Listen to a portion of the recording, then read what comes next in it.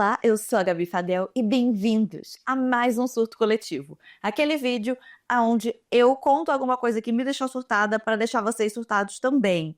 Só que dessa vez, na verdade, eu nem fiquei surtada com isso. Vocês é que me surtaram com isso, porque o tanto que eu já recebi de e-mail e de DM e mensagem e comentário pedindo para falar sobre esse caso, resolvi então começar 2025 fazendo vossa vontade, tá? Então, antes da gente começar o vídeo, não se esqueça de já curtir e se inscrever no canal, caso você não seja inscrito ainda. Hoje a gente vai falar sobre o incidente do Paço de Etlog.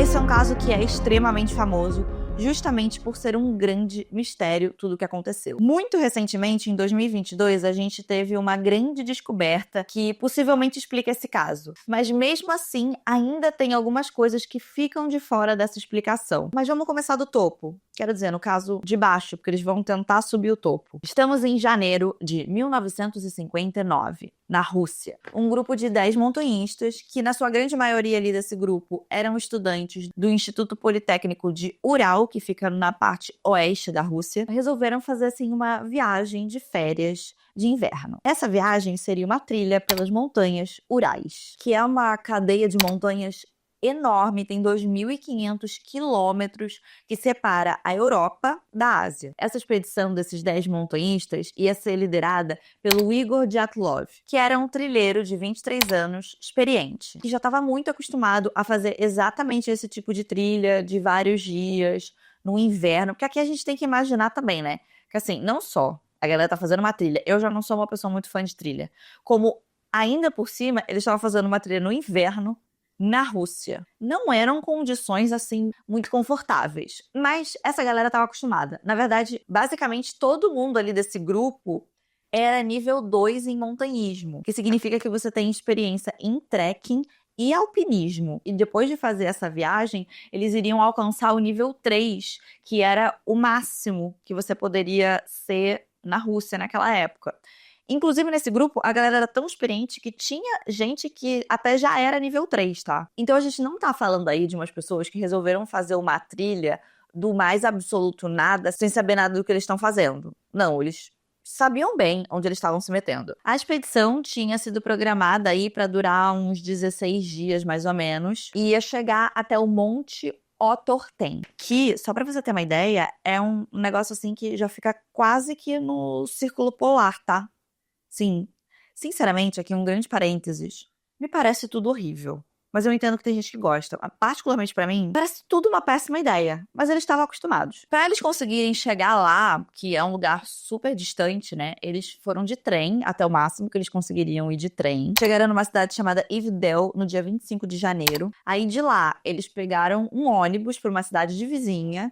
E aí dessa cidade vizinha, eles ainda foram de caminhão até um lugar que era como se fosse uma base de acampamento ali, que se chamava Assentamento 41. E aí, depois de dar uma descansadinha ali, eles partiram para a viagem e foram seguindo o curso, subindo a montanha, acompanhando um rio. Quando eles começaram a fazer essa trilha, um dos membros, chamado Yuri Yudin, ele começou a ficar com muita dor, porque ele tinha reumatismo.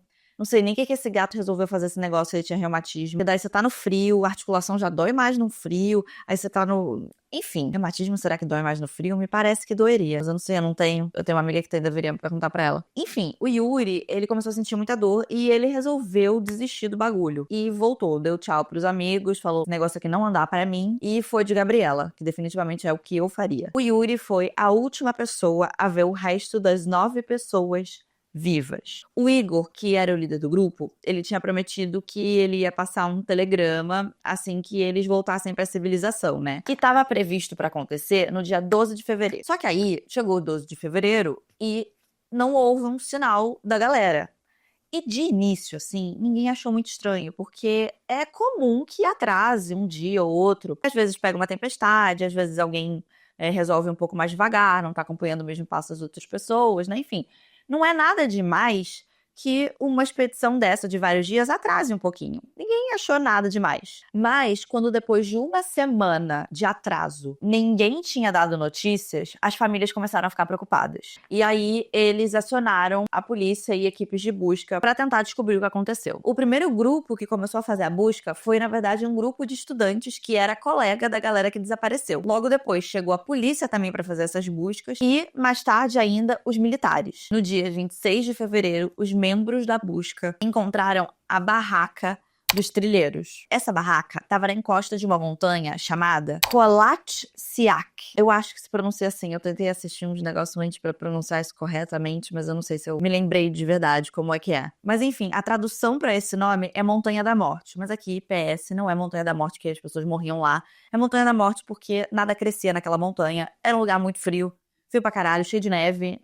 Não tinha uma plantinha ali. Os colegas que encontraram a barraca disseram que eles viram ali no meio da neve um pontinho preto e foram lá investigar o que era e viram que era a barraca. Logo de início, eles perceberam que essa barraca ela estava parcialmente coberta pela neve e que ela tinha sido rasgada de dentro para fora, provavelmente com uma faca ou alguma coisa assim. Mas todos os pertences dos trilheiros estavam intactos.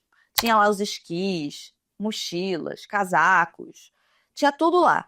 Então, logo no primeiro momento, eles ficaram bem esperançosos de que ia dar tudo certo e eles iam encontrar o pessoal com vida. Saindo dessa barraca, tinha 9 caminhos de pegadas diferentes, o que daria certinho os 9 trilheiros. Observando essas pegadas, eles perceberam que parecia que algumas pessoas tinham saído descalças, outras de meia, uma ou outra com sapato.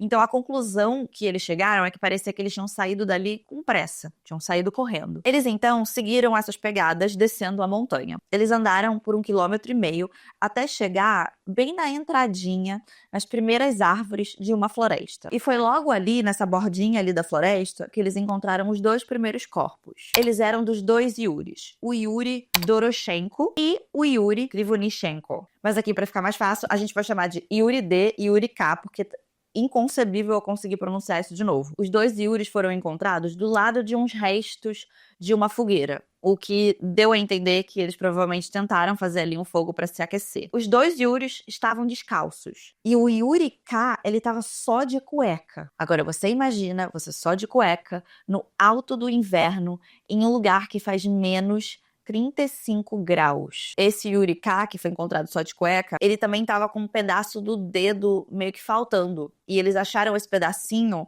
na boca dele, o que deu a entender que ele teria mordido o próprio dedo. O que a grande especulação sobre isso é que seria ali num momento de desespero para conter um grito, ou então por estar sentindo algum tipo de dor. Os 2 estavam com as mãos e os pés bem queimados. O que os investigadores também acreditavam que seria por causa do fogo. Eles tentaram esquentar ali as mãos naquele fogo e acabaram queimando. A causa da morte dos 2 foi dada como hipotermia, que é quando você morre de frio. Bom, saindo dali, eles continuaram seguindo algumas pegadas. E eles encontraram os próximos 3 corpos a 300 metros da barraca. E de acordo com o jeito, a direção que essas pessoas foram encontradas, o que se especula é que eles estavam tentando voltar para a barraca. Essas 3 pessoas eram o Igor Dyatlov, que era o líder do grupo, a Zinaida Kolmogorova e o Rustem Slobodin. A Zinaida tinha vários arranhões e um hematoma que parecia como se alguma coisa cilíndrica tivesse batido aqui no torso, no tórax dela. Os arranhões poderiam ser arranhões ali de alguém que tá no meio da natureza, né, sem muita proteção, tentando voltar pra barraca. O Rustem, ele tinha uma fratura bem pequena no crânio, que não parecia ter sido a causa da morte dele, porque não era algo assim tão grave, mas era uma fratura no crânio de qualquer jeito. E aqui, esses 3 também estavam com roupas inadequadas pro frio. Ninguém tava pelado só de cueca que nem o Yuri K, mas eles definitivamente não estavam com roupas apropriadas pro frio que eles estavam enfrentando. E a grande maioria deles estava descalço também. E aí aqui existem 2 explicações do porquê que é que eles estariam com roupas tão inapropriadas para o frio. A primeira é de que, como eles saíram correndo da barraca, aparentemente, eles não tiveram tempo de colocar a roupa. E a segunda explicação é um fenômeno muito interessante, assim, que se chama desnudamento paradoxal. Quando uma pessoa entra num estágio muito avançado de hipotermia, ela começa a sentir muito calor. E isso faz com que as pessoas comecem a tirar a roupa, mesmo que elas estejam num frio absurdo. O seu corpo daí um pane no sistema e você começa a sentir calor. Geralmente isso acontece assim logo antes de você perder a consciência. Então essas seriam duas explicações de por que essas pessoas estavam com tão pouca roupa. Agora, o resto das pessoas do grupo só foram encontradas 3 meses depois, porque eles simplesmente não conseguiram mais encontrar os corpos com tanta neve e num frio tão grande. Foi só em maio, quando começou a esquentar e essa neve começou a dar uma derretida, que eles conseguiram encontrar os outros 4 corpos que faltavam. Esses corpos eram da Lyudmila Dubinina, do Seimon Alexandre Zolotarion, o Nikolai Tiboks Brignolis e o Alexander Levatov.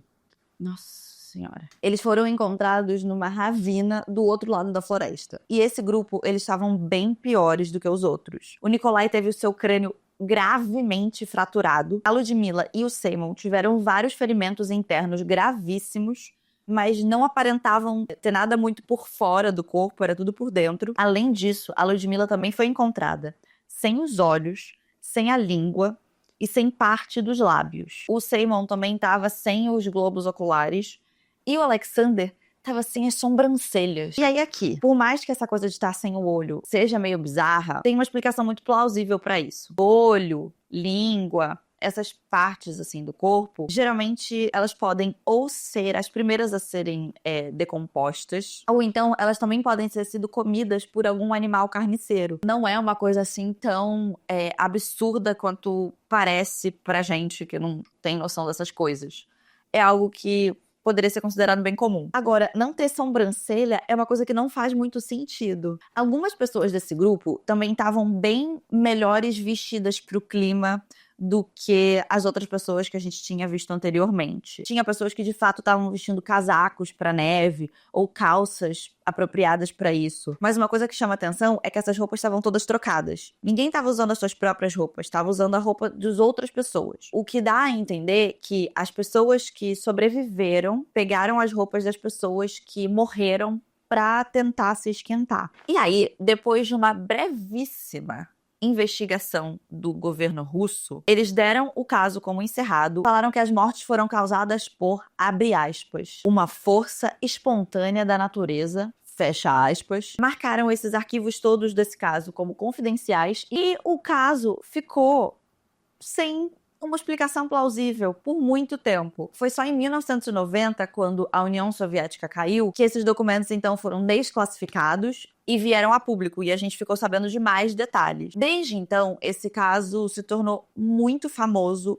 porque ele nunca teve realmente um final que fosse satisfatório para todas as coisas estranhas que aconteceram. E agora vamos para as teorias. A gente vai cobrir aqui só as principais, porque esse caso já tem 60 anos e nesse tempo já foram dezenas e dezenas e dezenas de teorias diferentes do que pode ter acontecido. Desde as mais doidinhas, né, tipo Yeti, tem sempre uma galera que vai cair em creepypasta e vai achar que foi uma coisa sobrenatural completamente maluca, tipo Yeti. O que, sinceramente, vamos aqui considerar realmente, nem faz sentido porque não tinha pegadas gigantescas ali, né, pra pelo menos você poder dizer, tem uma pegada estranha. Não tinha pegada estranha.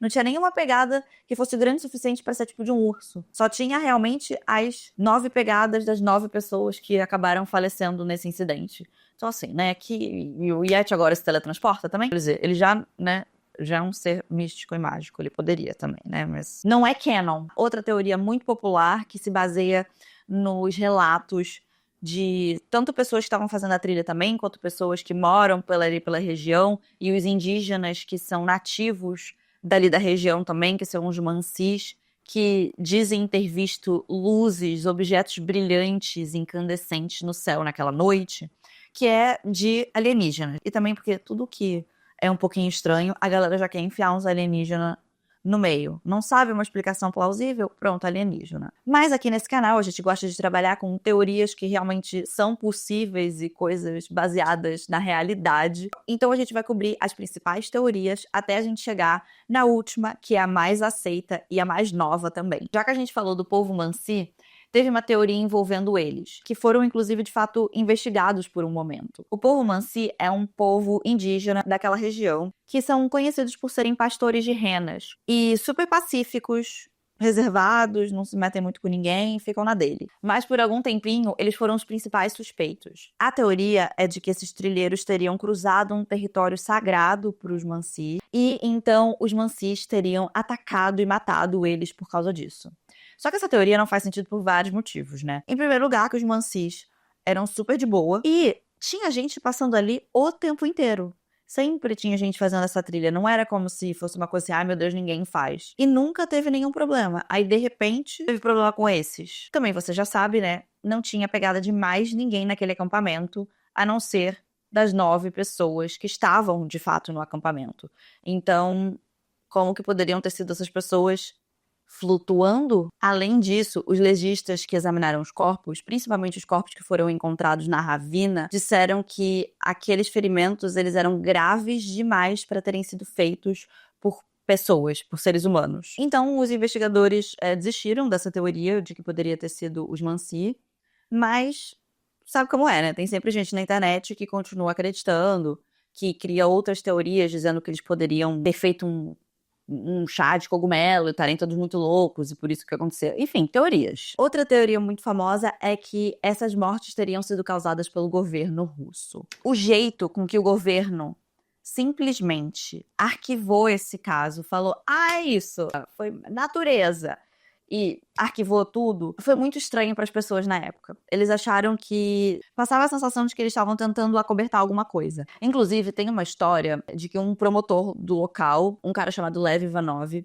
foi a primeira pessoa que começou a investigar esse caso. E ele, inclusive, que liderou ali o inquérito na época. E a história é a seguinte, ele começou essa investigação super focado, pilhadaço. E aí, depois de 3 semanas, ele simplesmente encerrou o caso. Ele não falou um A sobre isso por 30 anos. Ali, mais ou menos, quando os documentos foram desclassificados, ele finalmente falou sobre isso e ele disse que ele tinha sido silenciado pelas autoridades e tinha sofrido pressão dos superiores dele para abandonar o caso. Ele disse que ele foi obrigado a suprimir relatórios falando dos tais objetos brilhantes no céu e também suprimir os resultados estranhos das autópsias dos corpos. Inclusive, muita gente também achou estranho que quando essas autópsias foram feitas, quem estava cercando o prédio não era a polícia, mas era a própria KGB, que todo mundo achou muito esquisito, porque a KGB tá tão preocupada com esse negócio, porque só não é a polícia normal. Também tem um outro fato muito estranho desse caso todo, que eu não comentei ainda. Mas foi encontrada radiação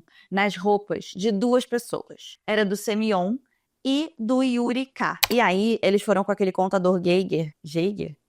Aquele negócio que você mede a radioatividade na área toda pra ver, que também não é uma coisa que é super comum num procedimento como esse, sabe? De uma equipe de busca. Tudo isso, esse negócio de ter sido encontrada radioatividade na roupa das pessoas, num nível além do normal, também gerou muita especulação. E aí o que as pessoas começaram a teorizar era que eles poderiam ter sido vítimas de algum teste de armas do governo, que poderia ter acontecido ali algum teste secreto e que acabou pegando neles. E aí, o governo resolveu encobrir tudo pra ninguém descobrir. Ou então, outra teoria é de que eles teriam visto alguma coisa que o governo não queria que ninguém visse, e aí o próprio governo teria matado eles pra não ter nenhuma testemunha e inventado essa história toda, criado toda uma cena. Mas aqui, é possível que tenha radiação nessas roupas porque o Yuri K, né, que é justamente na roupa dele que foi encontrado, a parte da radiação, ele tinha trabalhado numa usina nuclear, muito especificamente no lugar que lidava com materiais radioativos. Então, pode ser que ele foi exposto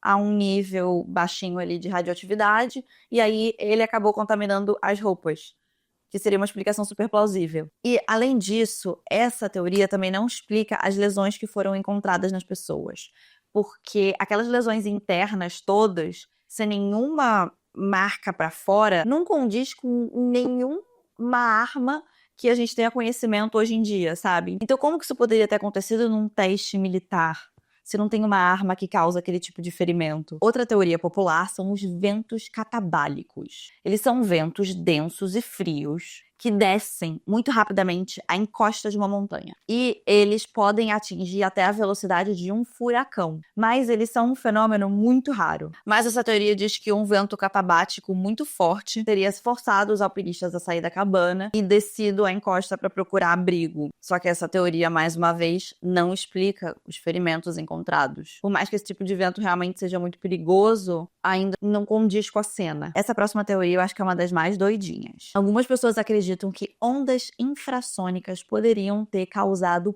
pânico nessa galera e causado tudo isso. O que são ondas infrassônicas, você pode estar se perguntando? Elas são uma frequência sonora que é abaixo do que a gente consegue realmente ouvir, mas que causam efeitos no corpo de quem tá sentindo essa vibração. Algumas das coisas que você pode sentir quando você ouve ou você sente essas ondas são ansiedade extrema, náusea, sensação de pânico e desorientação. O que se teoriza é que um fenômeno meteorológico muito raro, que se chama vórtex de Kármán, poderia ter causado essas ondas. E aí as pessoas sentiram esse efeito das ondas e entraram em pânico, saíram fugindo ali da cabana, desceram e desorientados se perderam. É difícil acreditar que todas as pessoas fossem sentir isso exatamente da mesma forma, porque não vai afetar todo mundo igual, né?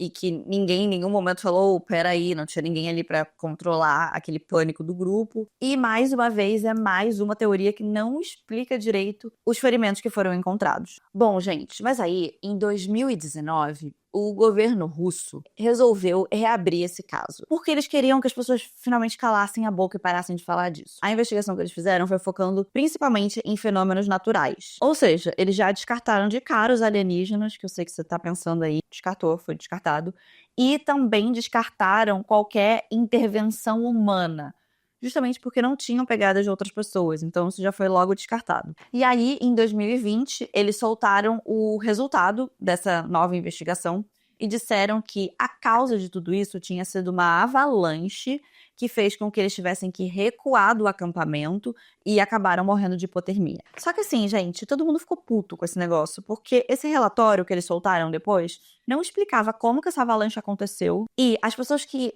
entendem mais do assunto falam que não tinha nenhum sinal de avalanche por ali, que já tinha sido feito avaliações do terreno que diziam que era muito improvável acontecer uma avalanche. A encosta que eles tinham montado o acampamento não parecia ser íngreme o suficiente para ter uma avalanche e, além disso, não tinha nem nevado naquela noite para ter peso a mais, né, para causar, porque você tem que botar um peso, tem que ter uma mudança ali para causar uma avalanche. Além disso, as pegadas todas saindo do acampamento davam a entender que eles tinham saído calmamente do acampamento e não desesperados, arrastados por uma grande avalanche. E não só isso, mas teve um intervalo de 9 horas até eles montarem o acampamento e saírem desse acampamento. Quando uma avalanche acontece, geralmente ela acontece assim que você começa a mexer naquela neve. Então, posso dizer pra vocês com certeza que ninguém ficou muito feliz com essa história, né? A galera continuou falando muito sobre esse caso, putos com o governo russo falando que mané avalanche. Mas foi em 2022 que 2 cientistas suíços resolveram se meter nesse negócio. Eles são o Alexander Puzry e o Johann Gaume. Agora, sério, se segura pra essa.